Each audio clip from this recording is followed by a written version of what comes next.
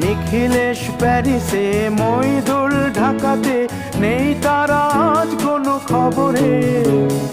গ্র্যান্ডের guitarist Goanese D'Souza ঘুমিয়ে আছে যে আজ কবরে। কাকে যেন ভালোবেসে আঘাত পেয়ে যে শেষে পাগলা গারদে আছে রমা রায়। অমলটা ধুকছে দুরন্ত ক্যান্সারে, জীবন করেনি তাকে ক্ষমা। কফি হাউসের সেই আড্ডাটা আর নেই, আজ আর নেই। কোথায় হারিয়ে গেল সোনালি বিকেলগুলো সেই, আজ আর